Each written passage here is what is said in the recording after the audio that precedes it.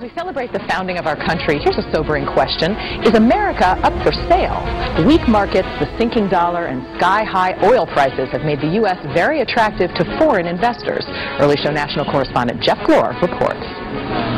Everywhere you go these days, you see for sale or foreclosure signs. We're trying to do a short sale. If that doesn't work, we're probably going to be forced to foreclosure. We're struggling. We're having a difficult time, but you know, we know that it's tough for everybody. But as Americans deal with what could be a recession, foreign buyers are rejoicing. The U.S. is for sale at a discount price, partly because of the currency and partly because of oil and commodities are generating huge wealth overseas that make the U.S.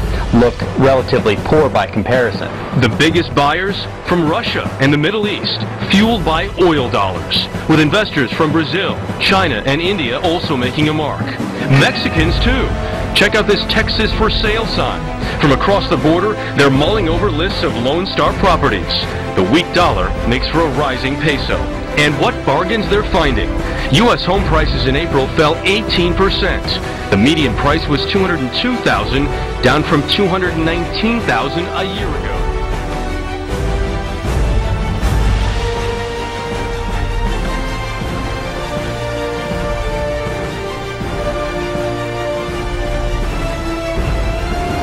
The economy. It's now weighing heavily on the minds of millions of Americans.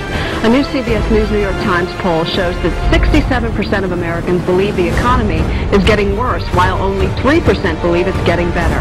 Early Show national correspondent Jeff Glor is at the New York Stock Exchange. Good morning, Jeff. Hey, Maggie, good morning to you. Yeah, it's an anxious day here on Wall Street once again. The Dow is at its lowest level in more than 2 years. The S&P at its lowest level since 2005. And this is not the only place.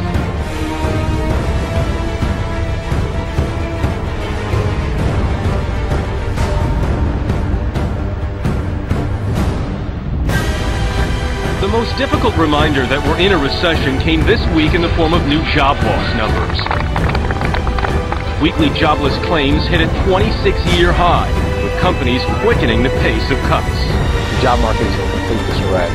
Bank of America will drop up to 35,000 positions over 3 years.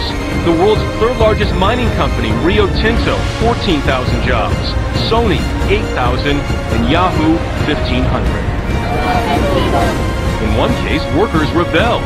More than 200 staging a 5-day sit-in at a Chicago window and door company until they were guaranteed promised severance benefits. With fewer people holding jobs, fewer can make their mortgage payments. Part of the reason why home foreclosure filings were up 28% year to year. And there's talk that a brewing storm of new defaults and job cuts could force 1 million homeowners from their properties in 2009. One target of blame for this recession was spending. At all levels, people overreaching and not saving, which makes the final number remarkable. We learned this week that U.S. households have cut back on their debt levels for the first time in more than 50 years. The first time since these records were kept.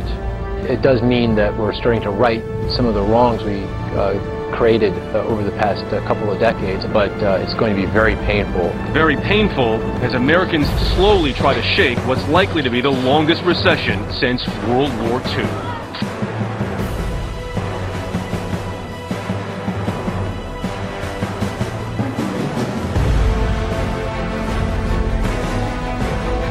First things President Obama will do now that he's back is push his economic agenda, which includes getting Wall Street back on track.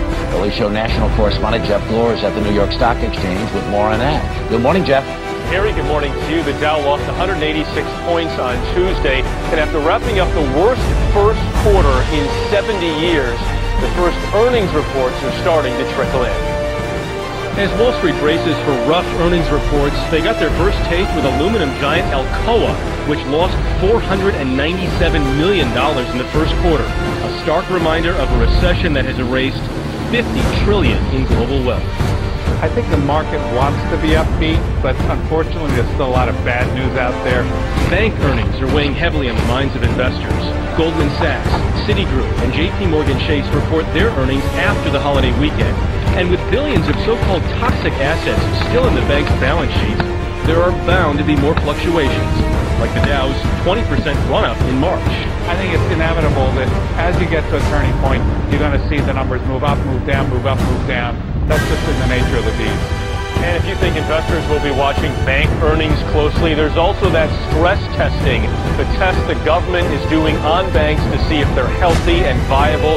Results will start coming out at the end of April here. Harry? Jeff Glor at the Stock Exchange this morning. Thank you. Joining us now is Michael Santoli, Associate Editor of Barron's. Good morning, sir. Good morning.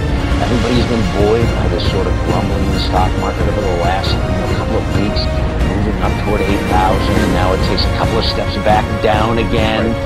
Where is this market? Is there a light at the end of the tunnel? Is this springtime on Wall Street, or do we have more weeks of winter?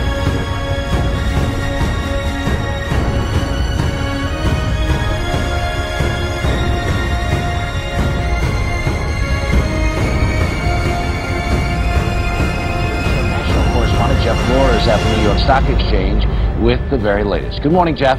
Hey, Harry. Good morning to you. A couple more positive signs for the economy this week, including what may have been the biggest news of Monday for the markets, and that is the S&P 500 index is now in positive territory for this year. Fed Chairman Ben Bernanke heads to Capitol Hill later this morning, and it's expected he'll temper signs that the recession is easing with a warning that full recovery is still far ahead.